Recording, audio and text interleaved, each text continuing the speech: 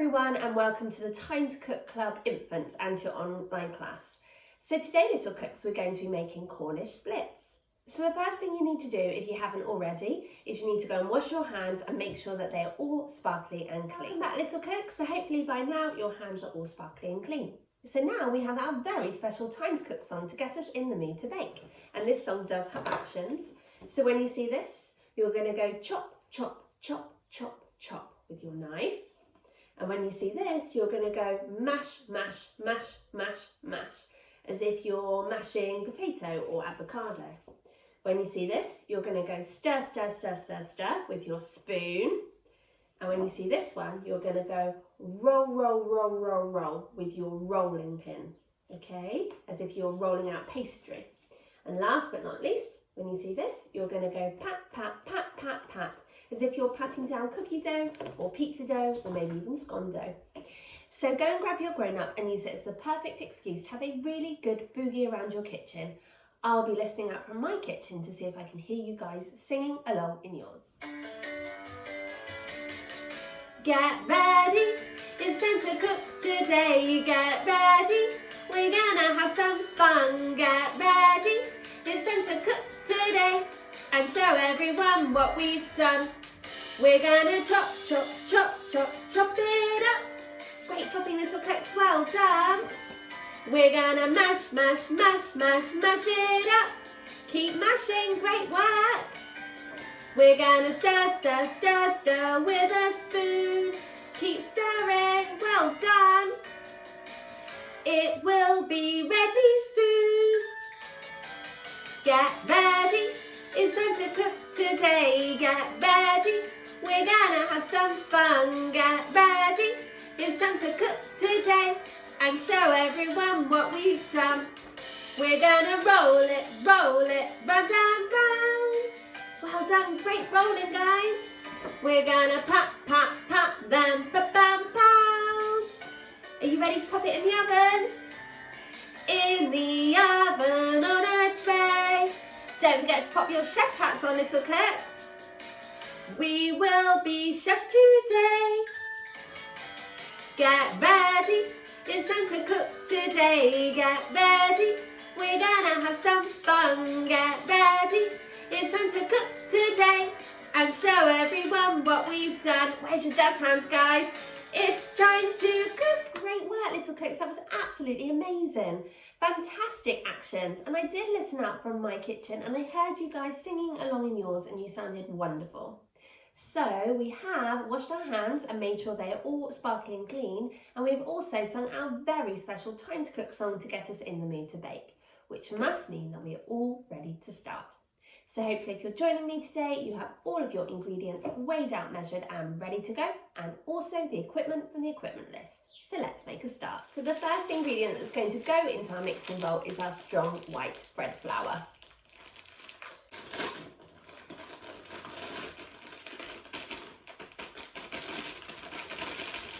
We're then going to add in our margarine or our butter into the bowl, and we're going to use our fingers to rub the fat into the flour. Now, if you're using butter and it's quite hard, it would be a good idea to chop it up into small cubes or chunks. It will make it much easier for you to rub it into the flour. But remember, if you are chopping anything, you need to follow our Time to Cook golden rules.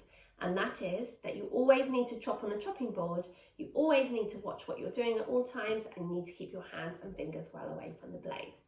So we're just going to pop our margarine or our butter into our flour, into our mixing bowl, and we're going to use our fingers to just tickle the fats into the flour.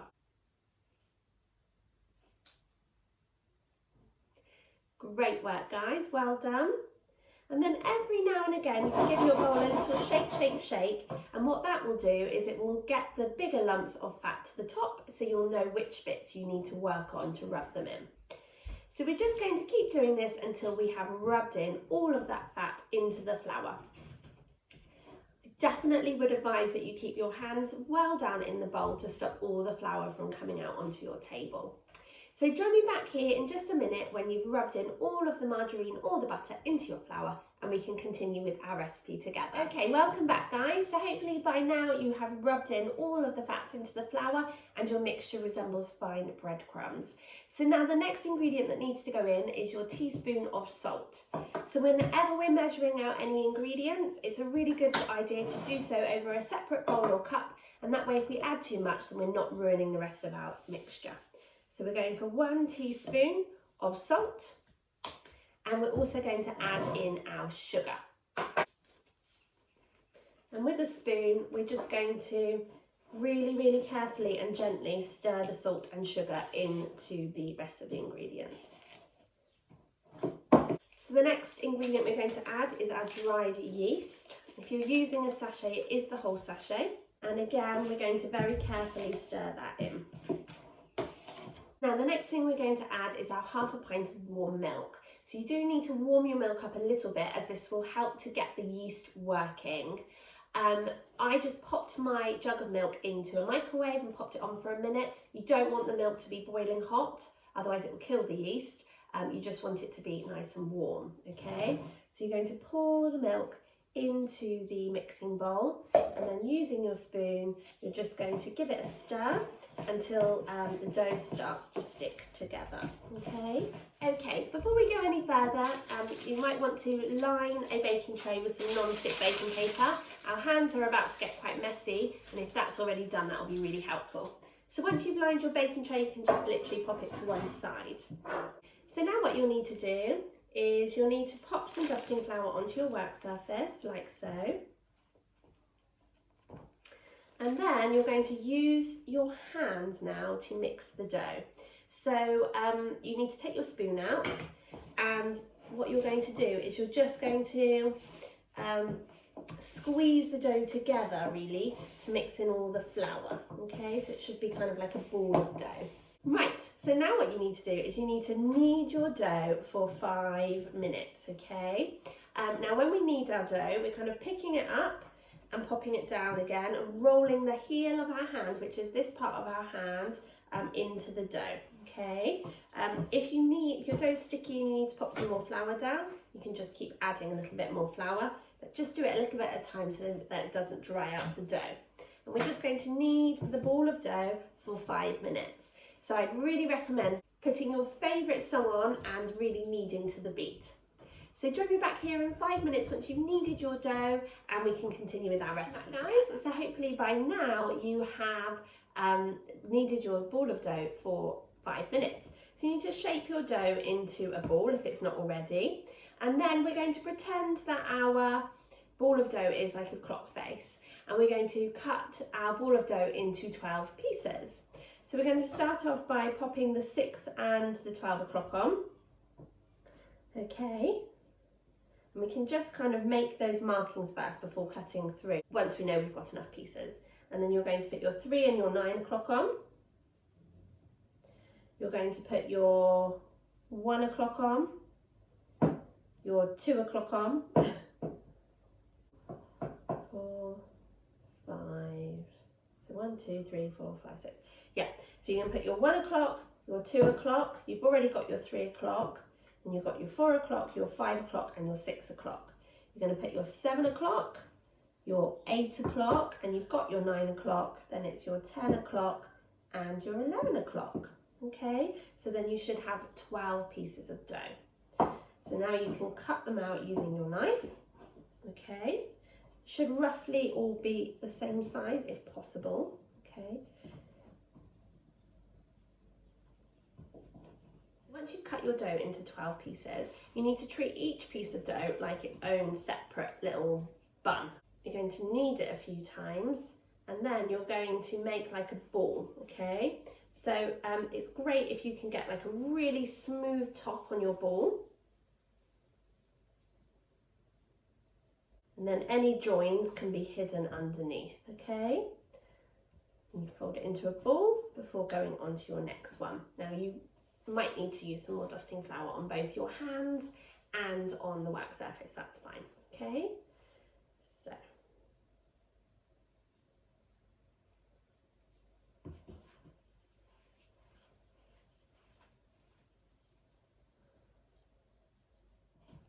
just keep going until you have formed 12 smooth balls of dough.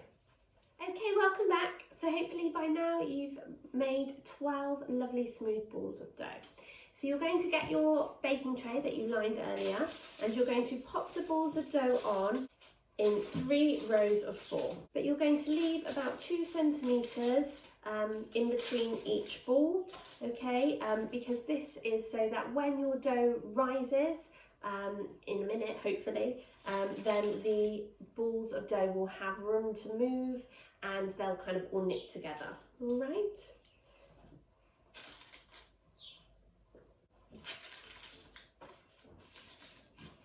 Okay, so now what you need to do is you need to get some cling film, and you need to, with a pastry brush, just brush some olive oil over the cling film and then pop it over the top of your balls of dough. You're going to cover it with the cling film and then leave it to rest in a warm spot for between 35 to 45 minutes, or until the dough has doubled in size. So join me back here when you have finished proving your dough and it has grown to double the size at the moment, and we can continue with our recipe together. Hello everyone, and welcome back. So hopefully by now your balls of dough have been proving for between 35 to 45 minutes and are now double their size, their original size. So now what you'll need to do is you'll need to go and ask your grown-up to preheat the oven to either gas mark 7 or 220 degrees or 200 degrees if you're using a fan oven. Now the reason why we had to ask a grown-up to do this job is because ovens can get very hot and so can be very dangerous, and we definitely don't want any burnt hands or fingers today. The reason why we had to preheat the oven is to make sure that the oven is at the perfect temperature when we're ready to pop our bakes into it. So once your grown-up has preheated your oven, you're going to ask your grown-ups to pop the tray of dough into the oven to cook for 15 minutes. And grown-ups, you'll know whether the Cornish splits are cooked because they'll be a lovely golden brown colour. And also, once you take them out of the oven, grown-ups, you can very carefully turn one over and give it a tap on the bottom. And if it makes a nice hollow sound, then that means that it's done. Now, once your Cornish splits have cooked, then grown-ups, you can carefully remove them from the oven and place them onto a cooling rack to cool down completely. So I'll see you back here once your Cornish splits have cooked and are completely cool, and we can fill them together. Okay, welcome back guys. So my Cornish splits have been cooked and are now completely cool. And I'm just going to finish by sprinkling on some icing sugar over the top. So I've got a really small kind of tea leaf sieve, and I'm just going to sprinkle some icing sugar over the top of my Cornish splits as a really lovely finishing touch before I fill them with jam and cream. The traditional way of cutting your Cornish split is with a knife. You're going to cut from the bottom, about 2/3 from the bottom, and you're going to cut upwards, okay, about 2/3 back. Okay, there you have your Cornish split, and you can fill it with jam and then cream. So I've just whipped up some cream with a hand whisk so that I can fill my Cornish splits with some jam and cream. So this is a bit of a fun fact. Cornish splits and Devon splits are essentially the same, but Cornish splits have jam first and then cream, and Devon splits have cream and then jam, just like the scones. So I'm going to make my Cornish splits. So I'm going to pop some jam on there first. This is Rosemary's homemade jam. So we're going to fill the scones with some strawberry jam.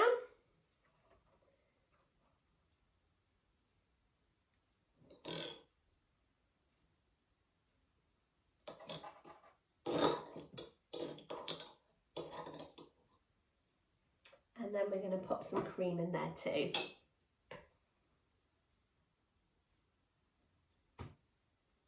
There we go.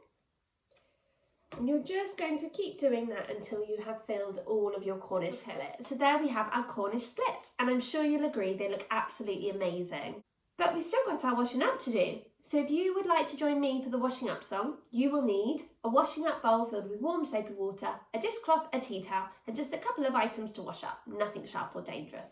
Go and grab your grown-up and use it as the perfect excuse to have a really good boogie around your kitchen. Okay, little cooks, so welcome back. So hopefully if you're joining me for the washing up song, you have got a washing up bowl filled with warm soapy water, a dishcloth, a tea towel, and just a couple of items to wash up, nothing sharp or dangerous.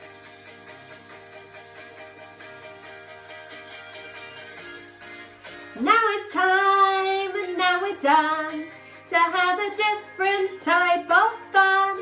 So we must clean up all our mess. We must make sure that we do our best.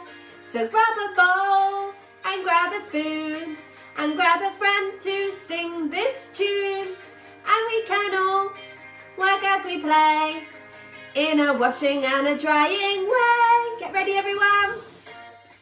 You gotta wash it up. A scrub a dub down in the tub. You gotta wash it till it's clean, the cleanest you've ever seen. You gotta swish it and swash it and swirl it around, making swishing and swashing and swirling sound. You gotta wash it up until the baking time is up. Well done, little cook. Should we do some dancing? Are you ready?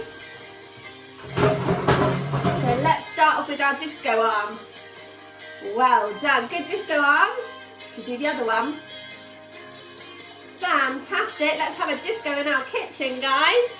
Can you do them both together with a wiggle? Are you ready? Wiggle your hips. Wowee, what amazing dance moves. Fantastic. Well done. Right, can we do our rainbow arm? Ready? Well done. Brilliant work. Can you do the other rainbow arm? Amazing. Can you do two rainbow arms together? Wow, well done. Great work, guys. Fantastic. Can you do smoky eyes? Can we go under the sea as well? Woo, and again. Woo! You gotta wash it up. And scrub a dub down in the tub. You gotta wash it till it's clean, the cleanest you've ever seen. You gotta swish it and swash it and swirl it around, making swishing and swashing and swirling sounds. You gotta wash it up until the baking time is up. Woo! Well done, little cooks. That was absolutely awesome. Fantastic dance moves and fabulous washing up. You guys rock. So thank you so much for joining me today to make your Cornish splits. I really hope you enjoyed joining in with me, but more importantly, I hope you enjoy eating them and sharing them with your friends and your family. I really look forward to cooking with you guys again next week when we'll be back with another delicious bake from our staycation in the UK menu. I can't wait to share it with you. Have a super rest of your week, guys. Take care. Bye.